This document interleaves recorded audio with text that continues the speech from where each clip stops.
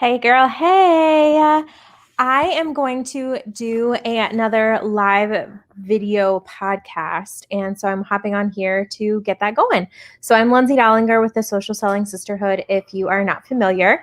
And I have been listening to, and at the time, I'm posting this on Monday, November 16th. So there actually might be a couple of days left, but there's a GoPro recruiting event that is free. It's a 7-day free recruiting event that Eric Worre is putting on in it's a public group actually. So you might have seen some of them. If you haven't seen them, the recordings are only up for 24 hours. So I was just listening to Fraser Brooks was talking a little while ago, and I need to go back and listen to some others. Jesse Lee was a speaker, Dean Graziosi, Eric Worre himself. There were just a lot of huge name people on this in this recruiting event that he was doing. And it's obviously prepping up and promoting his big event, which is GoPro, which is in December. The recordings of GoPro are not recorded, and I'm not an affiliate or anything. I just wanted to share this. But it sounds like it's going to be a really amazing event with a lot of value. So if that is something that, you have not done before and you want to do some sort of a conference, I think that one would be a really great one to do. So just wanted to share that. Just wanted to put in a little bit about that. But what we're talking about today is just the importance of showing up for your business and getting out of your head in regards to such and such thing is weird, or such and such thing is too hard and I'm not doing it. A really great book that I sent to someone on my team this week is called Eat That Frog. And it basically, the actual title of it has something about avoiding procrastination, which it is procrastination when we're not doing the things that we know we need to do in our business, right? However, I think it is more than procrastination. It is that thought in our head that something is too hard or something is weird. We don't know how to do it without sounding spammy or salesy, or, I don't know all the things that we tell ourselves, but we tell ourselves a bunch of things, or I'll do it later. I'll do it later is a great one. And so we do the things that are more enjoyable for us, that we really love doing. So maybe you really love making graphics. Maybe you really love, scrolling Facebook and commenting on people's posts, which are all things that we need to do eventually, but those aren't necessarily like your income producing activities, right? So we've had other episodes about those, so I'm not going to go into that today, but I just wanted to remind you that we are a relationship building business. So first and foremost, you have to build relationships. If you are not building relationships, the best sales people build relationships. So they go hand in hand. You can't have one without the other, or else you will have like one-time sales and you'll have to keep working really hard to find new customers because your existing customers are not going to be coming back to you. So that is a huge reason to build relationships. The other thing with relationships is, as you're building them with people, not everyone is going to become your customer or client, right? But those relationships are really fabulous because they become referrals. Those people will refer people to you as it comes up if you are building a genuine relationship with them and they know, like, and trust you. So that know, like, and trust factor, guys, will come from you being consistent and you showing up daily. So Jesse Lee from the People's Mentor podcast, she has a saying that she has started using with her team, I think she says, like, are you fit? FIT. F stands for Facebook. So have you made a post on Facebook today? I is Instagram. Have you made your Instagram posts? And she's talking about wall posts, not stories. Because stories, if you're active in stories, you should be doing way more than one. You should be doing at least probably like 8 to 10 is the sweet spot number for Facebook and Instagram. And you can do even more than that, because those stories, right, is where you're going to be putting your behind the scenes. You can put what you had for breakfast and dinner there. You can put your dog doing some funny things like that's. And I actually really love stories for the relationship building side of things. The other thing that's really cool with stories that I love is the ability to put polls on there, the ability to add things that are a little more animated, like the fun GIFs, or you can put video in them. You can tag your location, which is really nice if you have a public account. So like my Facebook is not public, but my Instagram is a public business account. So I can tag my stories on different places and people will be able to find those. So FIT, F was Facebook, I was Instagram, T is TikTok. I'm starting to dabble in TikTok. I'm not going to lie. I have not quite gotten down the business side of TikTok. She's using it. She loves it. She rocks it. And she has several trainings on using it for her team as well. I've been dabbling a little bit into the Instagram Reel side of things as well. All of that can be a podcast for a different day. But FIT, Facebook, Instagram, TikTok. Maybe you want to do FIP, Facebook, Instagram, Pinterest, since Pinterest is actually a search engine and not actually a social media tool. However, guys, don't forget that Pinterest, depending on your industry, can definitely be a really smart place to be putting new content and valuable content. So FIT, we want to make a post every day. And these will be much easier once you decide on your brand, once you start narrowing things down on what you really want to share with the world. Remember, your posts should be entertaining. They should also and or give value to people. And that's what you're going to count as like your one post. If you're sharing someone else's post, if you are, sharing a meme about something, those aren't necessarily going to count for your like valuable post for the day.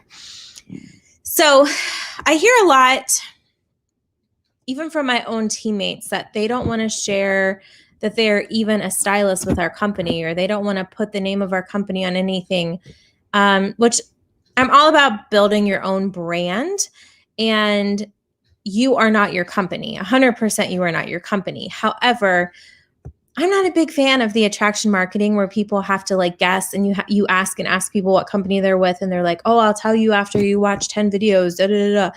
No, just cut to the chase. I want to know what you are, what do you sell, whatever. So I don't hide the name of my company.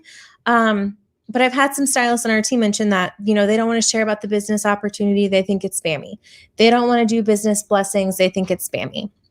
Well, here's the thing, guys. If you are not sharing it, if you are not letting people know that you are an open storefront and people can shop from you for whatever your product or service is, you're not going to get customers. Or if you do, it's going to be really, really, really hard for you to do that.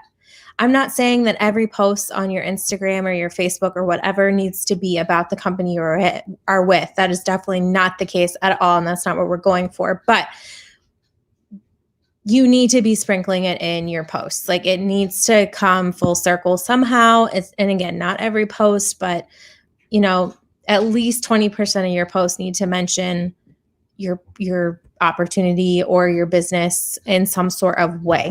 Now, I sell nail polish strips, so I can post a picture and we can talk about my coffee, and my nail polish strips can be in it, and they can just come up naturally in conversation. You can definitely be creative about it, but you also want to let people know by blatantly stating that people can learn more about your business opportunity. If you are not sharing that with them, then someone else will. And guess what? It's not weird. It's not weird at all. But what's going to be weird is when your friends join someone else because they didn't know that you were selling XYZ, or they knew you were selling it, but they didn't think you were serious about it because you ever posted about it. Right? That gives you credibility. That makes you the expert.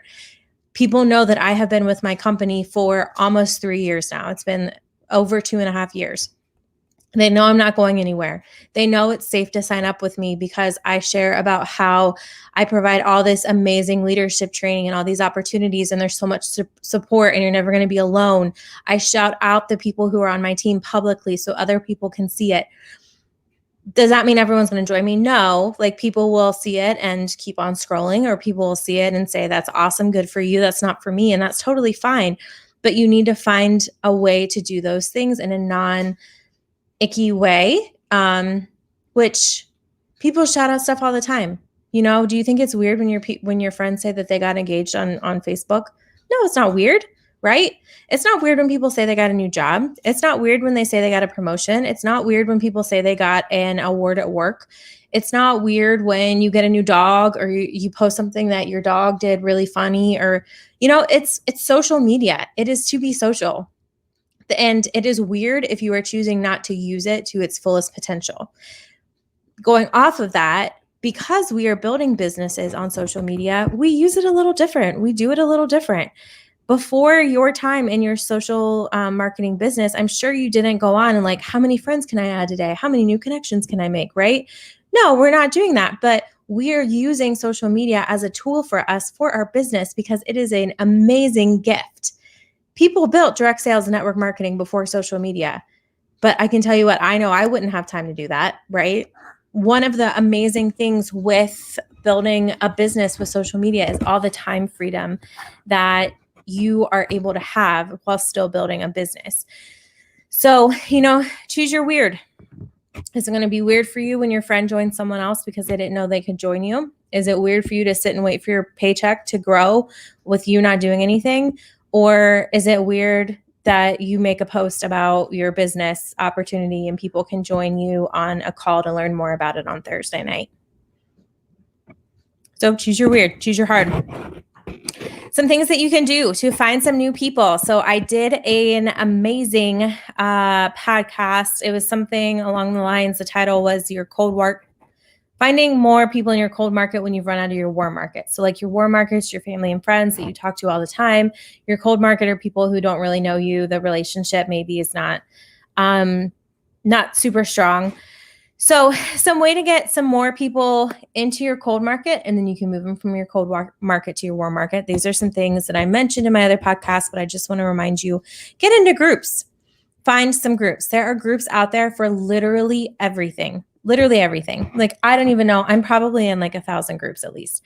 I'm in a lot of groups for, business women or for network marketers. I'm in groups for mindset. I'm in groups for different health conditions I have. I'm in groups for Disney. I'm in groups for dog moms. I'm in groups for Harry Potter. I'm in groups for the Peloton. I'm in groups for Weight Watchers, like all sorts of things, but find some groups. This is your homework. Find 3 new groups today. When you're listening to this, whenever you're watching this or listening to this, find 3 new groups. Join them. Introduce yourself. Most of them have an introduction post. Don't just introduce yourself though, but scroll up and look at other people who have introduced themselves as well. Are there people in there that say that? This is the first thing that came to my mind. It's kind of weird, or maybe not weird, depending on your point of view. But are there people in your Disney princess group that are like, my favorite Disney princess is Pocahontas? And you're like, oh my God, girl, me too. I love Pocahontas. Pocahontas was actually the first Disney movie that I saw in a movie theater. I could comment under someone's post like that and we could have a conversation. As soon as that person comments back, what do? I Facebook friend them. After I kind of look at their profile, just really quickly make sure they're not like a stalker or some strange stuff going on. But if they look normal, I'm going to Facebook friend them and I'm going to send them a quick message about something to do with the group or something to do with Disney or something like that along those lines. Okay. So get in those groups. You find people, you add them and you message them. And that order, I mean, I don't know that is specifically from him, but that is something that Fraser Brooks was just sharing in the GoPro training that I mentioned. But add some value. My mentor, Beth Holden Graves, she has an amazing podcast as well. I forget the name of it off the top of my head, but you can search for her. She's also in network marketing. She's also a leader. And she is also now my coach. And I was listening to one of her podcasts recently. I don't remember which one. Sorry, Beth. But she was saying that she gets in groups and like on Mondays, every Monday, she has 3 different groups that she pops in and she provides some sort of value in a post. She shares something that is valuable. Maybe it's a recipe. If she's in an Instant Pot recipe thing, like a recipe group, then maybe she shares this recipe she made this weekend and it was really great. And does anyone have anything similar? Another thing that you can do instead of sharing value, if you're kind of struggling with like what that sharing value looks like, you can pop in and ask a question. Just make sure it's not a question that people ask like all the time, because sometimes the admins will get like sassy on your post and be like, use the search bar. But ask a question about stuff. I'm in the Peloton group, and especially when I was my bike was on the way, I was in there asking questions all the time. I was asking questions on whether I should buy the warranty or not. I was asking questions about what I should expect on delivery day. And then I connected with people in that group. I Facebook friended them. I messaged them. And now we're Facebook friends, and they are working their way through my process of building a relationship, and I'm engaging in their stuff. So find some interest groups. I know there's something out there for you, and stuff can get really, really, really specific too. So do a quick search, find something today, add 3 new Facebook groups. This tip is straight up from Fraser. I haven't tried it yet, but I'm getting ready to do it as soon as I get off of here today. He mentioned, the holidays are coming up. So people are thinking about gifts that they're buying for themselves or their family and friends. He recommends searching for those gifts, either like in the search bar on Facebook or the hashtags on Instagram. Look for those gifts. So say you are wanting to buy one of the Shark robot vacuums, and you search that and you see your friend Lori has one. I'm going to send Lori a message and be like, hey, Lori, I was thinking about getting one of these Shark vacuums. I would love to hear what you think of it. Okay, so you can message people you already know and maybe you haven't talked to in a while. Or if you're searching hashtags on Instagram and you search that and someone pops up, and you can look at their profile and you see if they're not a creepy person and they're actually someone that you might like to eventually work with or get to know, then you message them with that. You add them and then you message them and you say, hey, Lori, I was searching this hashtag on Instagram because I'm thinking of buying my sister one for Christmas. I would love to know what you think of it. And just go from there. It's a relationship, right? It's not anything crazy. It's a friendship. See, you can meet some really, really, really amazing people this way. Another thing going off of Christmas for finding new people, depending on what your product is, but my product is nail strips. So I can message my friends' husbands and boyfriends and say, hey, just wanted to let you know that, our nail strips were the #1 Googled beauty product for 2020. So if you're looking for an easy gift for your friend, I would love to, or for your friend, is my friend, for your wife, I'd love to help you out. I'd love to hook you up. Let me know if you want some more info. And I think that's it. We already mentioned being fit. That was the last thing on my list. So guys, I cannot get into your mind enough about the things being weird. I want you to take the word weird out of your vocabulary when you're talking about your business. It is not weird for you to use social media in a way to grow your business, to promote your business, to grow your following, to position yourself as a thought leader, as a leader. You're all leaders, whether you have someone on your team or whether you don't. You're a leader. So start acting like a leader. Start showing up like a leader. Start, talking about your team or to your future team if you don't have a team, but you have to show up. Again, if you are not the one doing it, if you're not the one building the relationships, if you are not the one sharing about your product or your service or the experience of working with you from start to finish, if you are not the one doing that, sorry, that was my dog. If you're not the one doing that, then someone else is going to be. And then how's that going to feel? It's not going to feel weird. It's going to feel very discouraging. And then you're probably going to get in your head about, I knew my dog was going to distract me. You're going to get in your own head about not being able to grow your business. You're going to give yourself some other kind of excuse when the excuse from the beginning was just that you weren't showing up for your business. So show up. I know you can do it. Make today awesome. So if you're watching this live, it is a Sunday evening, so you can get planning for your week. If you do not plan for your week, you need to start. Do it now. Again, when you get off of here, your homework is to join 3 new Facebook groups, introduce yourself and interact, build some relationships. And then I also want you to make sure that you have planned for your week, that you have written out your top 3 things that you need to get done this week, that you have prioritized everything else. You have brain dumped. I brain dump my stuff almost daily, but I definitely do on Sundays. And then I plug it into my direct sales done right planner and tracker system where I have everything broken up by the hour, because if I don't plan it, it doesn't get done. All right, guys, I hope you found this helpful. Let me know if you have any questions. If you're watching live, you can tag me. Let me know how it goes getting into groups. I'd love to hear. The same thing with the hashtag search for your Christmas gifts. Let me know if you have any success with that as well. And just show up. Do your things. Talk to you all soon. Bye-bye.